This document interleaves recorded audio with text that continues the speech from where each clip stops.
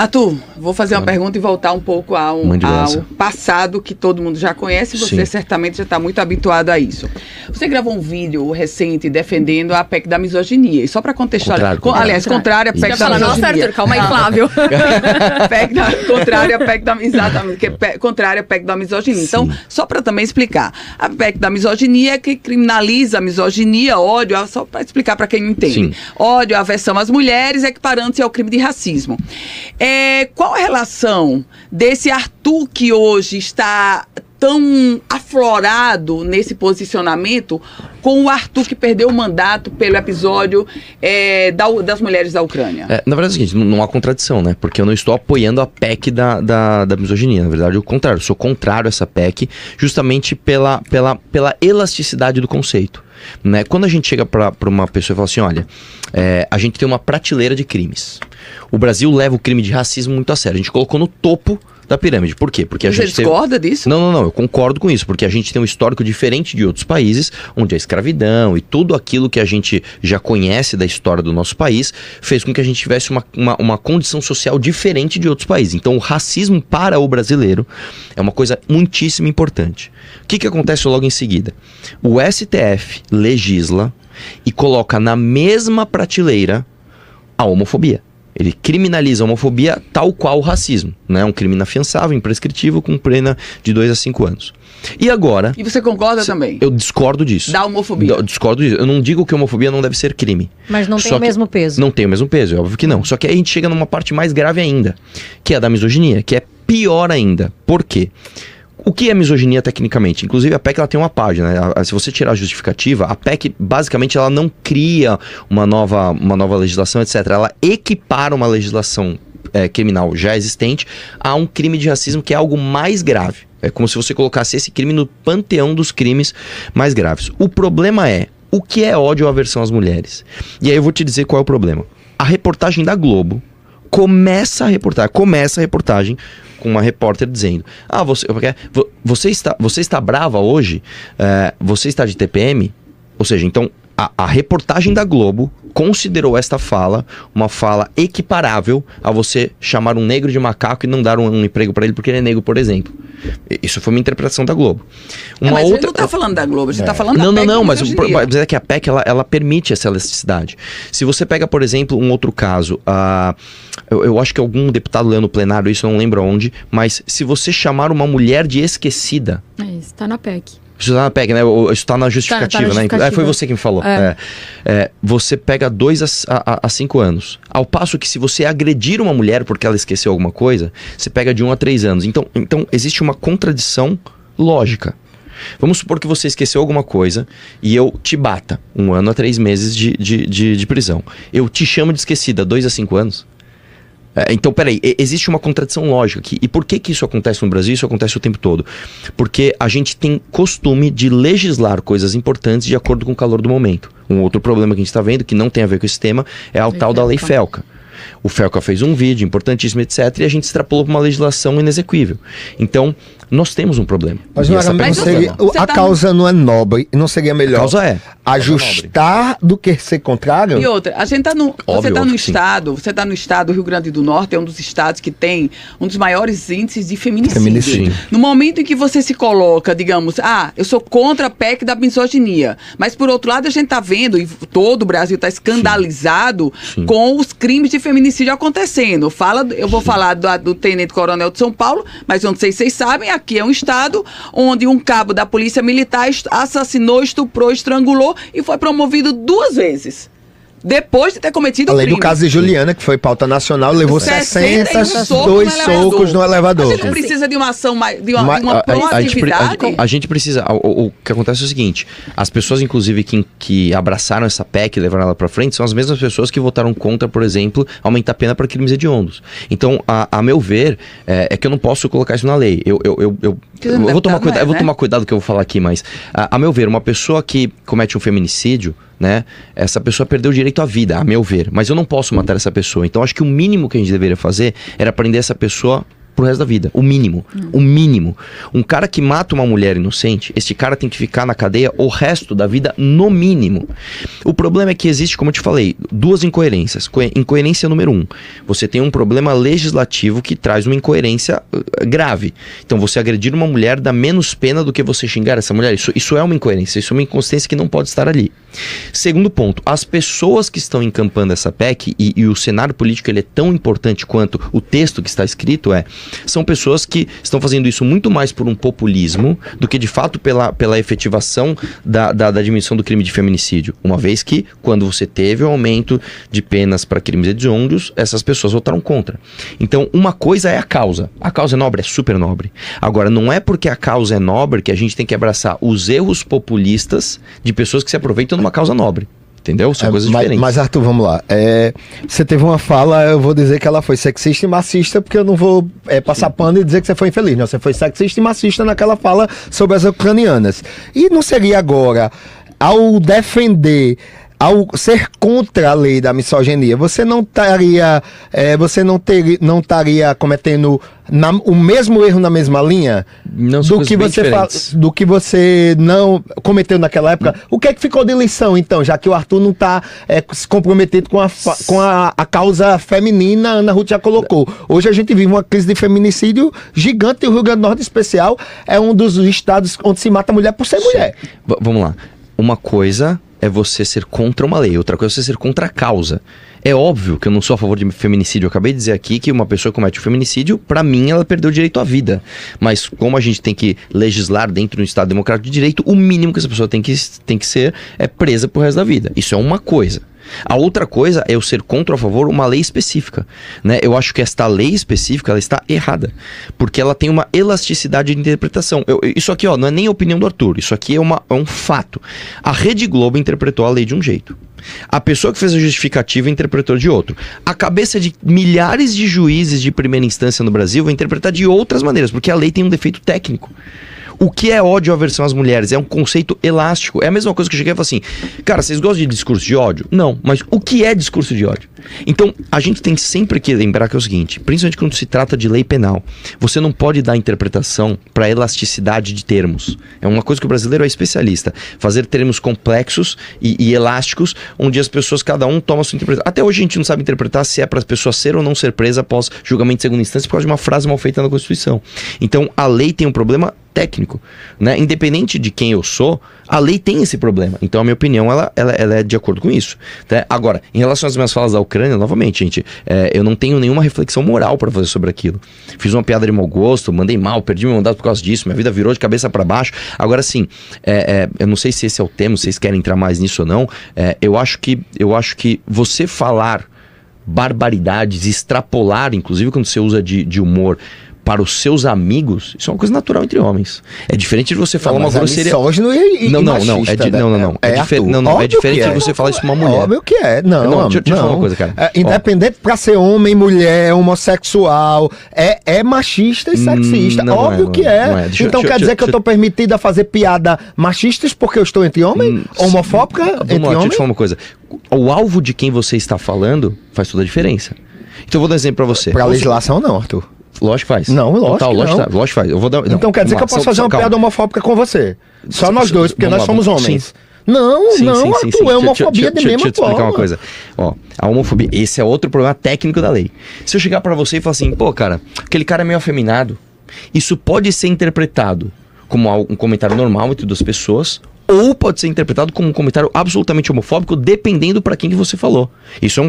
Novamente, isso não é minha opinião. Isso aqui é técnico, é da lei. Agora eu vou trazer uma coisa opinativa. É uma opinião minha. Eu acho que o alvo de quem você fala alguma coisa, ele é fundamental para você discernir se essa pessoa está sendo babaca ou não. Então, se eu chego... E eu vou... Cara, eu não vou medir palavras aqui. Quando eu tô com meus amigos, eu falo barbaridades. Eu faço piadas homofóbicas. Você continua falando a mesma coisa que você falou lá da Ucrânia? Falo um monte de besteira. Você continua falando a mesma coisa da fala da Ucrânia? Agora, eu jamais falaria isso pra uma mulher. Por exemplo... É decepcionante. Me desculpa, Arthur, tão quanto. Porque você continua... Piadas homofóbicas, ela é homofóbica. Seja falando com a Ruth, com o Fabão que tá ali, deixa eu falar uma coisa. o Matheus... Deixa eu falar uma coisa. O ambiente faz toda a diferença. O ambiente faz toda a diferença. Se você fica... É óbvio que eu tô numa rádio ao vivo aqui, é muito bonito eu sinalizar a virtude, falar, pessoal, eu tenho, assim, moralmente o que eu fiz foi muito condenável, eu aprendi com aquele erro. Vamos falar real. Todo grupo de homem hétero tem extrapolação e tem barbaridade. E é como o mundo é, e isso não é necessariamente uma coisa ruim. O que você não pode, novamente, é você ser grosseiro com uma mulher intencionalmente, isso é outra história. Então, se eu falo uma besteira para uma mulher intencionalmente, isso muda completamente o caráter do que está sendo dito. Então, eu não vou vir aqui sinalizar a virtude. Mas eu acho que você aqui na bancada falando que você não se arrepende, que você continua falando da mesma forma, é como se tudo que aconteceu, você perdeu o seu mandato, você perdeu um direito que a população te deu, né, adquirido aí, eu não fui caçado por isso, para que você fizesse outras coisas, e o seu mandato você perdeu, não foi por causa disso. Não foi por causa disso, não. Eu vou te explicar. Na minha legislatura, não sei se vocês sabem, um deputado, ele literalmente passou a mão nos seios de outra deputada dentro da casa. E ele não foi cassado. No mesma legislatura, no mesmo ano. O que acontece? Por que eu fui cassado? E até isso é bom que abre para eu mostrar aqui para vocês sobre o meu mandato. Julguem meu mandato, tá? Pela primeira vez na história do Brasil, um parlamentar diminuiu o salário dos seus pares. Fui eu. Pela primeira vez na história do Brasil, um parlamentar sozinho, eu, tirei o auxílio Perô de mais de R$3.500 de todos os funcionários da Lesp. Isso dá uma conta milionária. Imagina você entrar num prédio onde tem mais de 3.600 funcionários e todos perderam o auxílio Perô por sua causa individualmente. Entenda, não dá pra gente comparar, eu fiz coisas interessantes, mas eu fiz outra gravíssima, não, mas calma, eu não tô fazendo juízo moral. Entenda só, eu tô separando as coisas. Que a gente tá colocando eu perdi o mandato por isso. Sim, eu perdi o mandato porque eu incomodei muita gente lá. O relator do meu caso falou isso. Então você acha que não foi por causa disso, foi uma perseguição política, é isso que você tá falando. Isso também não é minha opinião. O relator do meu caso falou, o Arthur só foi cassado porque ele brigava com todo mundo, porque ele cortou o privilégio de todo mundo. O relator do meu caso, o cara que relatou, Arthur tem que ser cassado, ele falou, o Arthur está sendo cassado porque ele tem muitos inimigos aqui. Tanto que eu estou dando um exemplo concreto. O outro deputado que assediou de fato uma deputada, ele passou a mão no seio da deputada, ele estava bêbado no plenário, ele não foi cassado. Mas um erro não justifica o outro. Eu não estou deveriam ter sido caçados. Vocês são jornalistas aqui, vocês têm uma capacidade cognitiva superior à da média das pessoas. Eu estou falando para vocês que eu fui cassado por motivo A e não por motivo B. Eu não estou justificando um erro com o outro. Eu não estou falando assim, já que eu diminuí salário de umas pessoas, eu posso então ser misógino. Eu não estou juntando uma coisa na outra. Eu estou separando as coisas. Eu fui cassado porque incomodei as pessoas. Isso é uma coisa.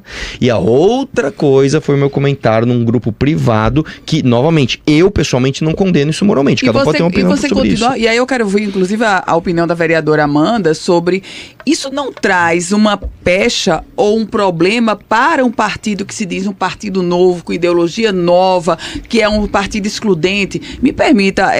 Ex-deputado Arthur, eu confesso que estou chocada ao ouvir do senhor, nesta bancada, que o senhor continua fazendo comentários misóginos só em grupos fechados. Foi o que o senhor disse. É que assim, a gravação tá aí. Eu poderia sinalizar a virtude e mentir para a senhora.